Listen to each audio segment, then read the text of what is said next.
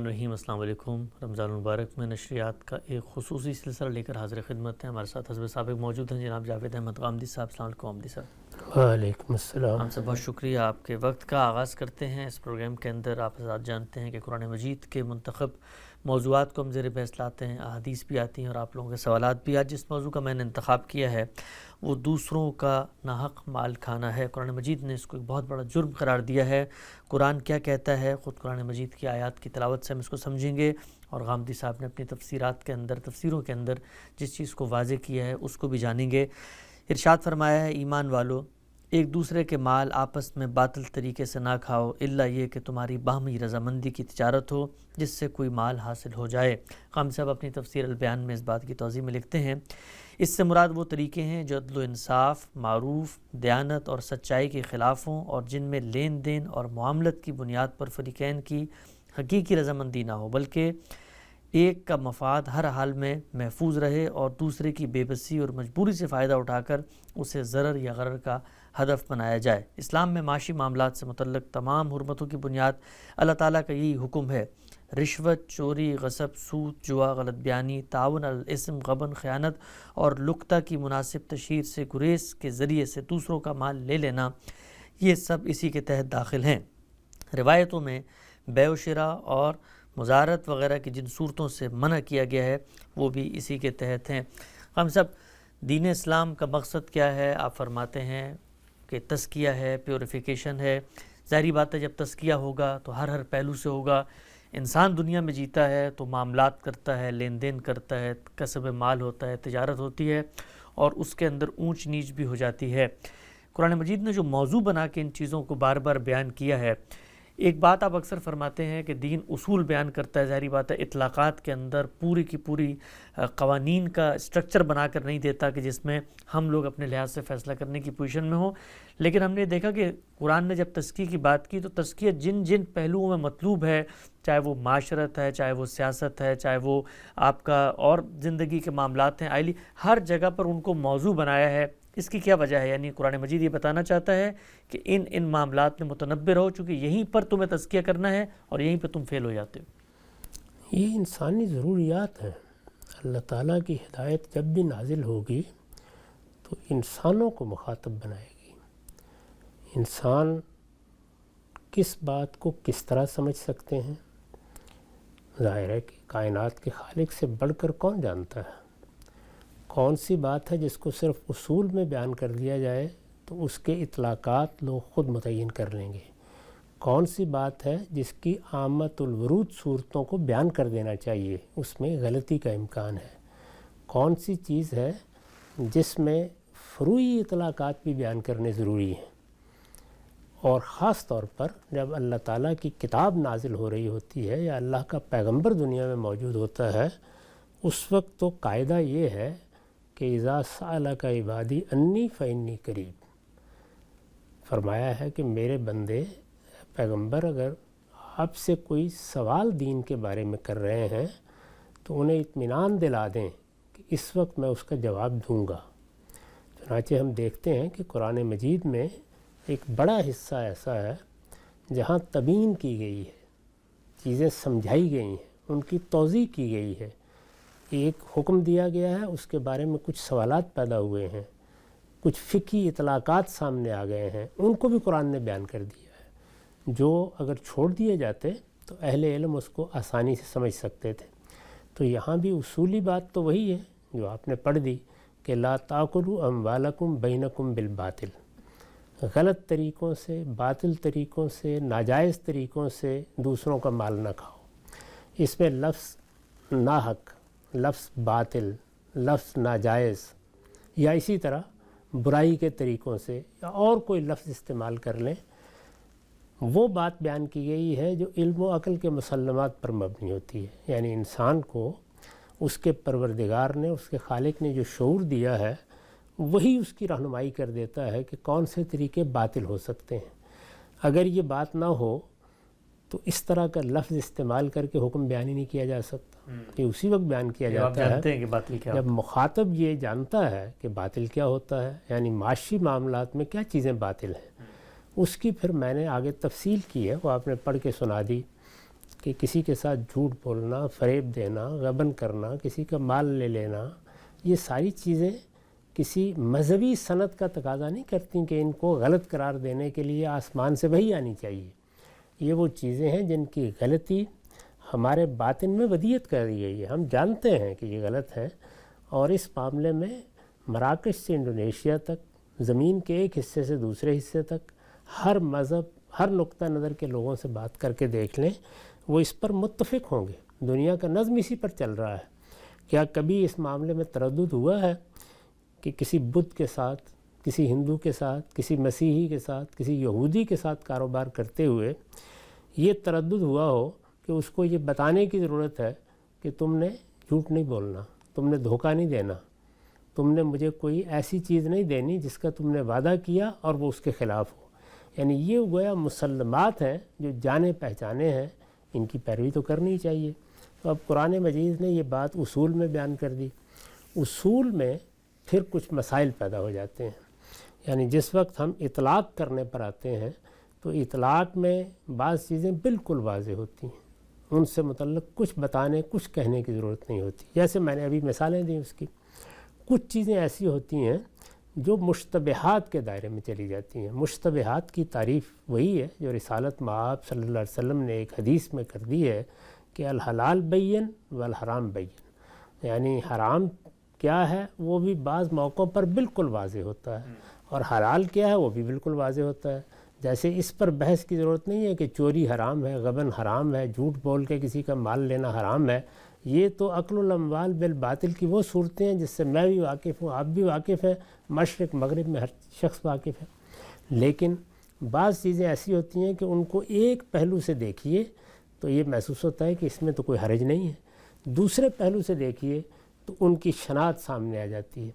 وہ شناخت بعض اوقات واضح کرنے کی بھی ضرورت ہوتی ہے، اور بعض موقعوں کے اوپر وہ اتنی لطیف ہوتی ہے کہ اس میں اللہ تعالیٰ ہی کا حکم فیصلہ کر سکتا ہے۔ اس کی بڑی نمایاں مثال دو چیزیں ہیں، سود اور جوا۔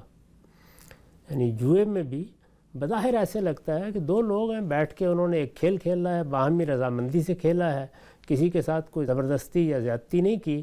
اس کھیل میں ایک جیت گیا ہے، ایک ہار گیا ہے، پہلے سے طے تھا کہ یہ تم لے لو گے، یہ مجھے دے دو گے، تو اس میں کیا مسئلہ ہے؟ لیکن اللہ تعالیٰ نے اس کو ایک بری چیز قرار دے دیا، رجس من عمل الشیطان قرار دے دیا، یعنی یہ گندا شیطانی کام ہے۔ بادنہ تأمل سمجھ میں آ جاتا ہے کہ وجہ کیا ہے۔ یعنی وہاں در حقیقت انسان کے اندر جو بعض اس نوعیت کے داعیات ہیں جو اسے پستی میں لے جاتے ہیں، ان کو انگیخت کر کے ایک شخص یہ جذبہ لے کے بیٹھ جاتا ہے کہ مجھے لازماً دوسرے کو لوٹ لینا ہے۔ یعنی وہاں یہ نہیں ہے کہ اس کے امکانات ہیں، کچھ مجھے مل جائے گا، کچھ آپ کو مل جائے گا، لازماً لوٹ لینا ہے، مجھے لازماً نقصان پہنچانا ہے۔ تو یہ جب لازماً نقصان پہنچانا ہے کہ صورت ایک دوسرے کے بارے میں ہو گئی، تو اصل میں اگر آپ غور کر کے دیکھیں تو آپ مخاصمت کے ساتھ بیٹھے ہوئے ہیں۔ یعنی دو کاروبار کرنے والوں کے درمیان یہ چیز نہیں ہوتی۔ وہاں وہ اس لیے نہیں بیٹھتے کہ مجھے ضرور آپ کو نقصان پہنچانا ہے۔ کاروبار کرنے والے خیال کرتے ہیں کہ یہ ہم معاملہ کریں گے، اس میں کچھ مجھے مل جائے گا، کچھ آپ کو مل جائے گا، آپ کو زیادہ مل گیا، مجھے کم مل گیا۔ وہ بہرحال بعض اوقات تدبیر پر اور بعض اوقات فیصلے پر اور حالات پر مبنی ہوتا ہے۔ یہاں یہ صورتحال نہیں ہے۔ تو یہ ایک ایسا معاملہ ہے جو محتمل الوجہین ہو جاتا ہے۔ محتمل الوجہین کا مطلب یہ ہے کہ دو پہلو ہیں، ایک زاویے سے دیکھیے تو بظاہر کوئی غلطی نظر نہیں آتی، دوسرے زاویے سے دیکھیے تو اس میں کچھ ایسے مضمر پہلو ہوتے ہیں، چھپی ہوئی چیزیں ہوتی ہیں جن کو نمایاں کر کے بتایا جائے تو غلطی بھی نمایاں ہو کے سامنے آ جاتی ہے۔ تو جوئے کے معاملے میں یہی کیا، سود کے معاملے میں بھی یہی صورت ہے۔ یعنی یہ بتایا گیا کہ جب تم اپنے کسی بھائی کی ضرورت پوری کرتے ہو تو اس میں تم سے توقع تو یہ تھی کہ اگر تمہارے پاس کوئی زائد روپیہ موجود ہے تو ویسے ہی دے دو۔ تم نے قرض دیا اپنے بھائی کو، خواہ وہ قرض اس کی کسی ذاتی ضرورت کے لیے دیا، خواہ کاروباری ضرورت کے لیے دیا، وہ تمہارے پاس اپنی ضرورت لے کے آیا تھا، پوری نہیں کر سکتے تھے، قرض دینے کا فیصلہ کیا تو اس پر نفع کا مطالبہ کیوں کر رہے ہو؟ یہ تو ایک تبرع کا، نیکی کا، خیر کا عمل تھا، تو نیکی اور خیر کی قیمت تو نہیں لیا کرتے۔ تو یہ بات سمجھانے کی ضرورت تھی۔ تو قرآن مجید نے دیکھیے اس کو کیسے کیونکہ بیع و شراء کے معاملات میں بھی ہم نفع کما رہے ہوتے ہیں، کچھ بیچ رہے ہوتے ہیں، کچھ خرید رہے ہوتے ہیں، تو یہ فرمایا کہ اللہ نے بیع کو حلال کیا ہے، سود کو حرام کیا ہے، اس لیے کہ بیع کا معاملہ آدمی کو غلط فہمی مبتلا کر دیتا ہے کہ اگر چیزوں کی خرید و فروخت کی یہ نوعیت ہے تو روپے کی خرید و فروخت بھی ہو سکتی ہے، لیکن اس میں جو شناعت ہے قرض کے معاملات میں اس کو واضح کرنے کی ضرورت تھی۔ تو یہ مشتبہات ہیں جن کو بعض اوقات اللہ تعالیٰ پھر خود متعین کر کے بتا دیتے ہیں کہ یہ ناجائز ہے، یہ حرام ہے، ان کے قریب نہ جاؤ۔ اصلی بات وہی ہے بتانی مقصود کہ جس طرح ہمارے دین میں ہمارے بدن کی تطہیر مقصود ہے، یعنی بدن کی تطہیر کے لیے احکام دیے گئے ہیں، خور و نوش کی تطہیر مقصود ہے، اسی طرح ہمارے اخلاق کی تطہیر بھی مقصود ہے، اور اخلاق کی تطہیر میں سب سے اہم اور سب سے نازک معاملات وہ ہیں جو کاروبار میں، بیع و شراء میں، چیزوں کو بیچنے خریدنے میں، لین دین میں پیش آتے ہیں۔ وہاں انسان کے مفادات بعض اوقات اتنا غلبہ پا لیتے ہیں کہ وہ اپنی عقل کو خبط کر بیٹھتا ہے، تو اس لیے اللہ تعالیٰ نے خاص طور پر اس معاملے میں تنبیہ فرمائی ہے، اور بعض چیزوں کے بارے میں تو بڑی سخت وعید قرآن میں آئی ہے کہ معاشی معاملات میں کوئی ایسی غلطی نہیں ہونی چاہیے۔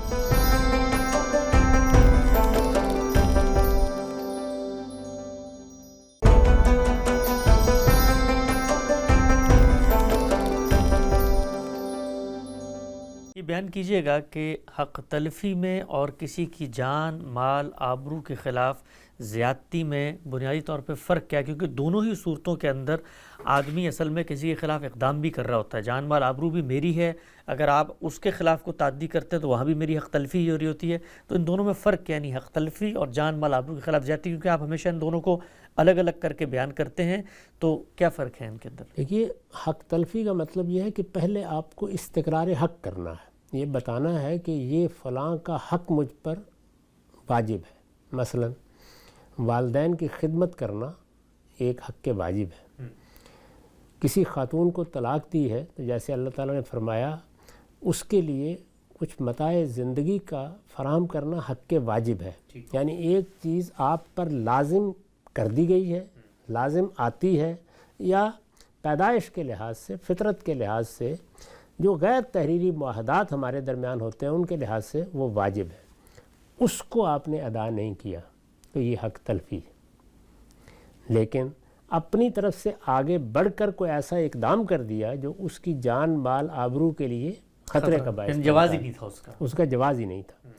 تو اب یہ دیکھیے کہ اس میں بعض موقعوں پر ایسے بھی ہوتا ہے کہ جو کام آپ کرتے ہیں وہ ایک پہلو سے حق تلفی ہوتی ہے اور اس کے ساتھ زیادتی شامل ہو جاتی ہے، اس میں پھر یہ دیکھنا چاہیے کہ کس پہلو کا غلبہ ہے، یعنی آپ اسے کیسے تعبیر کر رہے ہیں۔ مثال کے طور پر اگر آپ دیکھیں تو شرک حق تلفی ہے، یعنی اللہ تعالیٰ کے ساتھ کسی کو شریک ٹھہرانا یہ حق تلفی ہے، لیکن اس کا ایک دوسرا پہلو یہ ہے کہ جس وقت آپ شرک کر رہے ہوتے ہیں تو ایک تو یہ ہے کہ آپ ویسے کہیں کہ اللہ کے بھی کوئی شریک ہوں گے، تو یہاں تو آپ نے صرف حق تلف کیا، آپ نے اللہ کے کچھ لوگوں کو شریک بنا دیا، تو یہ کیا ہے؟ افتراء اللہ ہو گیا، جھوٹ ہو گیا۔ اب یہ اللہ پر جھوٹ باندھنا ہے تو یہاں ایک اقدام ہو گیا ہے۔ اب ظاہر ہے کہ یہ حق تلفی سے آگے بڑھ کر اب معاملہ زیادتی یا عدوان پر یا ظلم پر چلا گیا ہے، اسی وجہ سے شرک یہ پہلو جب سامنے آتا ہے تو پھر یہ کہا جاتا ہے کہ یہ ظلم عظیم ہے۔ اچھا، تو بعض موقعوں پر تو یہ ہوتا ہے کہ بالکل واضح ہوتا ہے معاملہ، اور بعض جگہوں پر بنیاد حق تلفی میں ہوتی ہے لیکن اقدام اس سے بھی آگے ہو چکا ہوتا ہے۔ یعنی یہ ایسے ہی ہے کہ مجھے والدین کی خدمت کرنی تھی، میں نے خدمت نہیں کی تو یہ تو حق تلف ہو گیا، میں نے اس سے آگے بڑھ کر ان کے ساتھ کوئی زیادتی کر دی، ان کو گالی دے دی، ان کو برا بھلا کہہ دیا، ان کو ڈانٹ دیا، ان کو جھڑک دیا، تو اب یہ کیا ہوا؟ حق تو تلف ہوا ہی ہے لیکن اس کے ساتھ ایک زیادتی میری طرف سے ہو گئی ہے جو کسی حال میں نہیں ہونی چاہیے تھی۔ تو اگر تو معاملہ پہلے دائرے میں رہے تو پھر اس کو حق تلفی کا عنوان دینا چاہیے، اس سے وہ آگے بڑھ جائے تو پھر ظاہر ہے کہ زیادتی کا پہلو اس میں غلبہ پا لیتا ہے۔ ٹھیک، بالکل واضح ہو گئی بات۔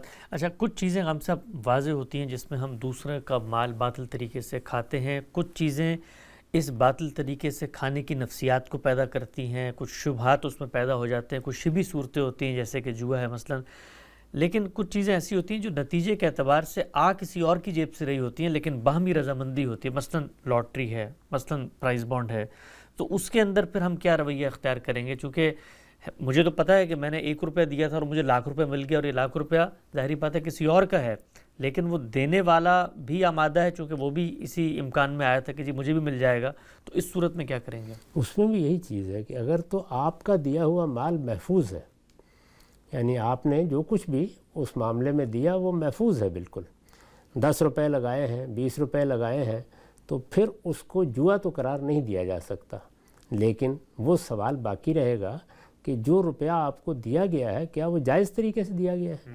ہر چیز ضروری نہیں کہ جوا قرار پا جائے، ہر چیز ضروری نہیں کہ سود قرار پا جائے، اس میں بے انصافی کے اور بھی بہت سے پہلو ہو سکتے ہیں۔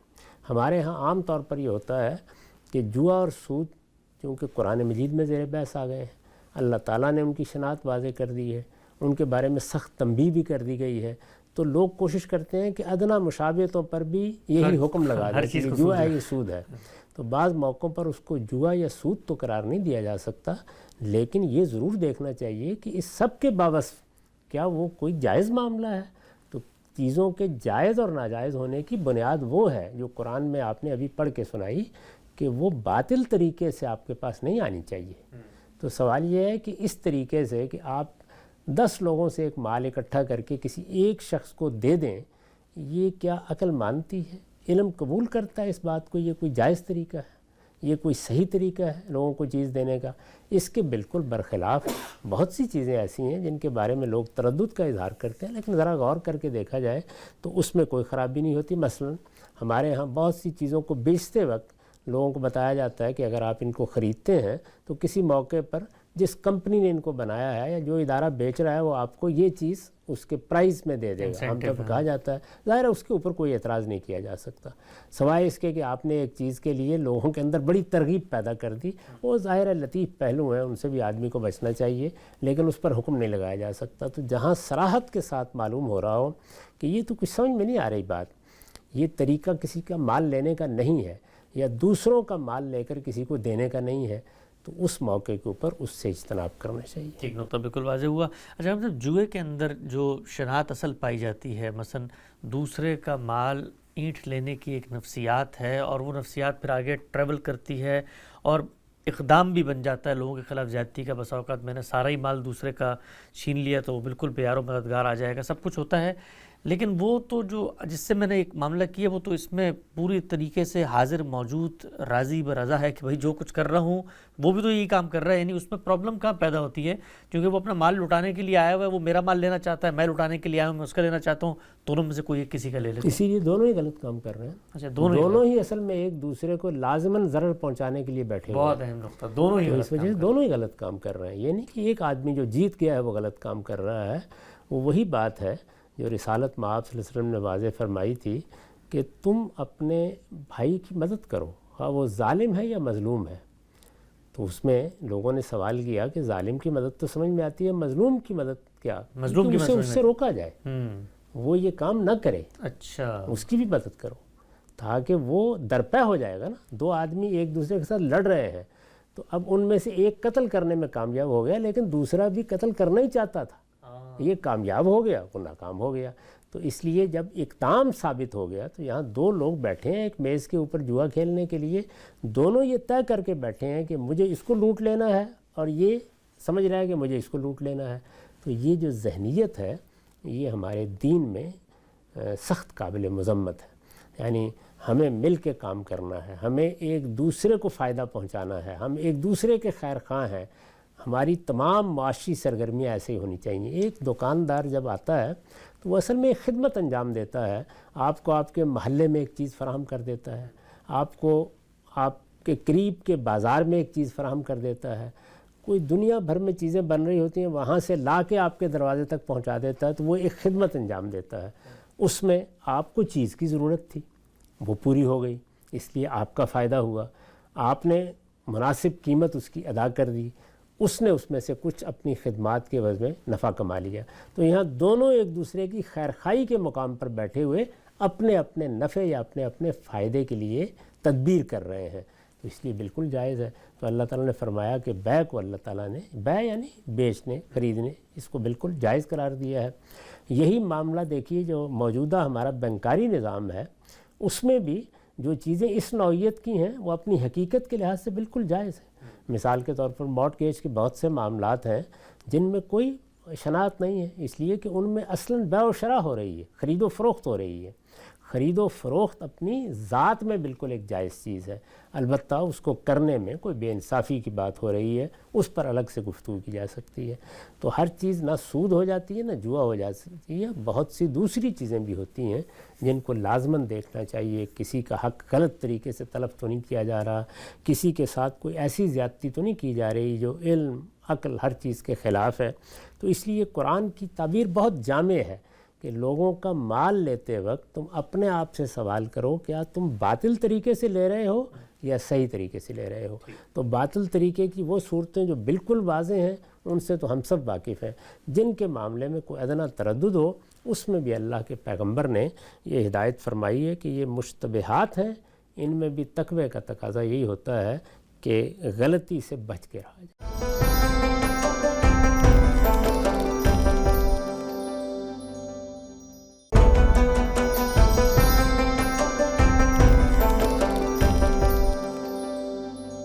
چند توضیحی سوالات کا ہم سے آپ کی خدمت میں. یہ کہا جاتا ہے کہ جی آج کے دور میں جو لاٹری ہوتی ہے دنیا بھر میں، وہ جو کمپنیاں ہوتی ہیں اس میں بڑی رقم وہ خیرات کرتی ہیں اور نیکی خیر کے کاموں میں خرچ کرتی ہیں. قرآن مجید میں جہاں پر اس کی شرائط آئی ہے وہاں پر بھی تو یہ ہے کہ وہ تیر جب وہ کھیلتے تھے اور جو گوشت جیتتے تھے اس کو بھی صدقہ ہی کرتے تھے بالآخر. تو یہ جو اینڈ ہے یہ مینس کو جسٹیفائی نہیں کر سکتا، کسی معاملے میں بھی نہیں کرتا. ہمارے دین کی بنیاد ہی اس پر رکھی گئی ہے. آپ کو یہ دیکھنا پڑے گا معاملہ کیا کیسے جا رہا ہے. اس پر بھی قرآن نے کیا تبصرہ کیا.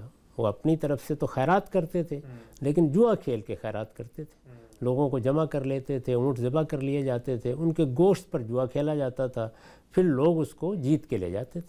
اچھے نوجوان جن کے ہاں ذرا تیر اندازی کی بھی اچھی تربیت ہے وہ بعض اوقات اس میں زیادہ مال لے جاتے تھے.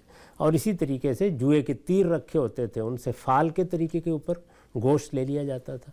تو قرآن مجید نے اس پر تبصرہ کیا کہ اسمہما اکبر من نفعہما، یعنی یہ تمہیں جو اس میں نفع نظر آ رہا ہے، غریبوں کی مدد ہو رہی ہے، یہ اپنی جگہ ٹھیک ہے، نفع ہو رہا ہے، لیکن جو اس میں گناہ کا پہلو ہے وہ اس سے کہیں بڑھ کر ہے. تو اب وہ گناہ کا پہلو کیا ہے اس کو واضح کیا، یعنی اخلاقی قباحت ہے اس کے اندر. اس کے نتیجے میں وہ ذہنیت پیدا ہو رہی ہے جو جوا کھیلتے وقت بالعموم پیدا ہو جاتی ہے. تو اس لیے قرآن مجید نے اس پر تبصرہ کرتے ہوئے بھی یہ بتا دیا کہ اگرچہ منفعت حاصل ہو رہی ہے لیکن اخلاقی پہلو کو ترجیح دینی چاہیے. تو آپ نے لوگوں سے غلط طریقے سے روپیہ جمع کیا، پھر کسی کی مدد کر دی. تو مدد کرنا تو اپنی ذات میں ایک اچھا کام ہے، یہ نفع ہے اس سے، لیکن اس کا اسم اس سے کہیں بڑھ کر ہے. بالکل بات واضح ہو گئی. اچھا ہم سے بھی سٹہ بھی کیا اسی کے اندر آتا ہے، یا مثال کے طور پہ شرط لگا کے میں کوئی گیم کھیلتا ہوں، ہم یہ کہتے ہیں کہ بھائی پہلے ہی طے کر لیتے ہیں کہ اگر مثال کے طور پہ تم نے اتنا اسکور بنایا، 100 تم نے سینچری کر لی تو تمہیں ₹1,00,000 ملے گی، اور اس طرح کی چیزیں. تو یہ شبھی صورتیں ہیں، اس میں احتیاط کی ترغیب دی جائے گی، کرتے کرتے وہی مت پہنچ جانا پورے دن سٹہ ہی کھیل رہے ہو، یا اپنی ذاتی ممنوع ہوں گی؟ نہیں دیکھیے، ایک تو ہے واقعات پر شرط لگا دینا، یوں ہوا تو یہ ہوگا، یوں ہوا تو یہ ہوگا. ایک یہ ہے کہ آپ کوئی واقعی ہنر کا اظہار کر رہے ہیں اور اس کے انعام کے طور پر یہ مقرر کر دیا گیا ہے کہ اگر تم سینچری بناؤ گے یا یہ میچ جیت لو گے، ظاہر ہے اس میں تو آپ کو محنت کرنی ہے نا. یہ کوئی واقعہ نہیں ہے جو پیش آ جانا ہے، تو اس کو تو کسی حال میں بھی ممنوع قرار نہیں دیا جا سکتا. اس طرح کی چیزیں تو ظاہر ہے طالب علموں کے لیے بھی کی جاتی ہیں، اسکولوں میں بھی روا رکھی جاتی ہیں، اور عام زندگی میں بھی آپ کسی کو کسی ہنر کے اظہار پر، کسی صلاحیت کے اظہار پر جب وہ کامیاب ہو جاتا ہے تو انعام دیتے ہیں. یہ بالکل ٹھیک ہے، اس کے لیے انعام ہی کا لفظ موضوع ہے. تو کوئی شخص یہ بھی کہہ سکتا ہے ہم صاحب کہ جوا کھیلنے میں بھی بڑی محنت لگتی ہے، وہ کارڈز ہوتے ہیں بڑے، اب سے کھیلتے ہیں، بالیں پھینکتے ہیں، کافی ہنر تو اس میں بھی چاہیے ہوتا ہے. نہیں دیکھیے، بات یہ کہ اس میں اصل میں اس ہنر کا اظہار ہی دوسرے کو نقصان پہنچانے میں ہو رہا ہے. یہ ٹھیک ہے، یہاں تو آپ سینچری بنا رہے ہیں. یہاں سینچری بنانے کا عمل اپنی ذات میں کسی کو نقصان پہنچانے کا عمل نہیں. یہ بہت اہم بات، بڑا اچھا نقطہ، لطیف نقطہ تھا. اچھا ہم سے بھی آیت کے اندر ایک لفظ آیا لقطہ، اور اس کی آپ نے توضیح بھی کی کہ لقطے کی مناسب تشہیر سے گریز کیے بغیر دوسروں کا مال. یہ کیا مراد ہے اس سے؟ یہ کسی کا کوئی مال کہیں گرا ہوا تھا، جیسے رستے میں بعض اوقات لوگ اپنا بیگ بھول جاتے ہیں، کوئی چیز زمین پر گر جاتی ہے، چلتے چلتے کسی کا والٹ گر گیا، کسی کا کوئی اور روپے گر گئے، کوئی چیز گر گئی، اس کو اٹھا لیا ہے آپ نے. اب اس کو آپ نے اٹھا لیا تو اس کے بارے میں ہمارے دین میں کچھ توجہ دلائی گئی ہے اس جانب کہ آپ اس کا اعلان کریں گے، لوگوں کو بتائیں گے، وہ آدمی آئے گا تو اس کو دینے کی صحیح کریں گے، تو اس کے کچھ آداب حدود ہیں، وہ ایسے ہی نہیں ہے کہ مجھے یہ رستے میں پڑا مل گیا تھا اب میں اس کا مالک ہوں، تو اس کے معاملے میں بھی کچھ ضروری چیزیں ہیں جن کو لازماً ایک مرحلے سے گزارنا ہوتا ہے۔ ٹھیک، نقطہ بالکل واضح ہو گیا۔ قرآن مجید کا ایک اور مقام ہے سورہ بقرہ کا، اس کو بھی میں پڑھ دیتا ہوں۔ ارشاد فرمایا، اور اسی تقویٰ کا تقاضا ہے کہ تم آپس میں ناحق ایک دوسرے کے مال نہ کھاؤ اور اسے حاکموں تک پہنچنے کا ذریعہ نہ بناؤ، اس لیے کہ اس طرح لوگوں کے مال کا کوئی حصہ تمہیں ان کی حق تلفی کر کے کھانے کا موقع مل جائے، درحال ہے کہ تم اس حق تلفی کو جانتے ہو۔ ہم صاحب نے اس بات کی بھی توضیح کی ہے، یعنی اس کا گناہ اور حق تلفی ہونا تمہیں معلوم ہے، تمہاری عقل اور تمہاری فطرت اس کی گواہی دیتی ہے، دنیا کا معروف اس پر حجت ہے اور تمام مذاہب و ادیان میں اس کی حرمت ہمیشہ مانی گئی ہے۔ اس وجہ سے یہ ایک ایسی واضح حقیقت ہے جسے سب جانتے ہیں، تم میں سے کوئی اس سے ناواقف نہیں ہے۔ ہاں سبھی کیا فرمایا ہے کہ حکام تک پہنچنے کا اس کو ذریعہ بنا لو، یہ کیسے مطلب؟ یہ جیسے ہم اپنے بعض مقاصد حاصل کرنے کے لیے رشوت دیتے ہیں، یہ وہی چیز ہے جو بیان ہوئی ہے، یعنی حکام ہی ہوتے ہیں جن سے کوئی چیز متعلق ہو جاتی ہے، جب متعلق ہو جاتی ہے تو اصل میں ان کا فرض ہے کہ وہ آپ کی خدمت کریں اور آپ کا حق ہے کہ آپ اس کے لیے ان کی طرف رجوع کریں، لیکن دوسرے کا حق مارنے کے لیے، کوئی چیز ناجائز حاصل کرنے کے لیے جب انسان اپنا اثر و رسوخ استعمال کرتا ہے یا روپیہ استعمال کرتا ہے تو اس کو قرآن مجید نے اس طریقے سے بیان کر دیا ہے۔ اسی کو رسالت مآب صلی اللہ علیہ وسلم نے روایتوں میں پھر راشی مرتشی کے الفاظ سے واضح فرمایا ہے۔ ٹھیک، اچھا ہم صاحب آخری ایک توضیحی سوال اس موضوع سے، رشوت دینا کہیں کہیں ناگزیر مجبوری بن جاتا ہے، بالخصوص ہمارے ملک میں جائز کام بھی نہیں ہو رہے ہوتے، کہتے ہیں فائلوں کو جی پہیے لگانے پڑتے ہیں تب جا کے آپ کا کام ہوتا ہے، تو وہاں تو مجبور ہوتا ہے آدمی، وہاں کیا کرے؟ دیکھیے بات یہ ہے کہ اگر آپ کسی کا حق مارنا نہیں چاہتے، کسی کو کوئی نقصان پہنچانا نہیں چاہتے، آپ کوئی ایسی چیز حاصل نہیں کرنا چاہتے جو آپ کا حق نہیں بنتا تھا لیکن آپ وہ حاصل کر رہے ہیں، تو یہ سب چیزیں تو رشوت ہی کے ذیل میں آئیں گی، خواہ آپ دیں خواہ آپ لیں۔ لیکن اگر آپ کا حق لینے کے لیے آپ کو مجبور کر دیا جاتا ہے تو پھر اللہ تعالیٰ معاف فرمائے، پھر تو زیادتی ہے آپ کے ساتھ، پھر تو زیادتی ہو رہی ہے، ظلم ہو رہا ہے۔ ٹھیک، نقطہ بالکل واضح ہو گیا۔ قرآن مجید میں لوگوں کا باطل طریقے سے مال کھانے کی جو شناعت ہے کس طرح بیان ہوئی، بڑی تفصیل سے ہم نے جانا۔ آخر میں روایت رکھتا ہوں آپ کی خدمت میں، سہل بن سعد رضی اللہ عنہ سے روایت ہے کہ رسول اللہ صلی اللہ علیہ وسلم نے فرمایا، میں اور یتیم کی کفالت کرنے والا جنت میں اس طرح ہوں گے، اپنی دونوں انگلیوں کو، یعنی شہادت کی انگلی اور درمیان کی انگلی، ان سے اشارہ کر کے کچھ فاصلے پر رکھا۔ یہ غم صاحب ویسے تو بہت واضح بات ہے دین کے اندر جس طریقے سے یتیم کی کفالت کا ہے، لیکن آپ صلی اللہ علیہ وسلم جب بتاتے ہیں کہ بالکل ایسے ساتھ ہوں گے، تو اس سے کیا مراد ہے اس تشبیہ سے؟ یعنی وہی چیز ہے جس کو قرآن مجید نے اپنے لفظوں میں اس طرح بیان کیا ہے کہ اللہ نے اگر کرم فرمایا اور اپنا انعام فرمایا تو پھر مائیت حاصل ہوگی، یعنی مطلب یہ ہے کہ رسالت مآب صلی اللہ علیہ وسلم کے پاس جانا، آپ سے ملنا، اس علاقے میں رہنا، اس کے قریب رہنا، یہ ساری چیزیں اپنے درجات کے لحاظ سے حاصل ہو جائیں گی، جیسے صحابہ کرام کو بھی ہوں گی۔ تو یہی معاملہ کمزوروں کا، مسکینوں کا، یتیموں کا بھی ہوگا اگر وہ فی الواقع اللہ تعالیٰ پر ایمان رکھتے ہیں اور جنت میں جانے کا استحقاق پیدا کر لیتے ہیں۔ پہلی چیز تو یہ ہے کہ آپ کو جنت میں داخل ہونا ہے اپنے عمل کی بنیاد پر، وہاں اللہ تعالیٰ کیا کیا نعمتیں عطا فرمائے گا تو اس میں ان چیزوں کا ذکر بھی آتا ہے۔ تو بالکل واضح ہو گیا۔ غامدی صاحب کے ساتھ رمضان کے اندر نشست کا یہ خصوصی سلسلہ تھا، وقت یہاں پہ ختم ہوتا ہے، دوبارہ حاضر خدمت ہوں گے، اب تک آپ کو بہت شکریہ۔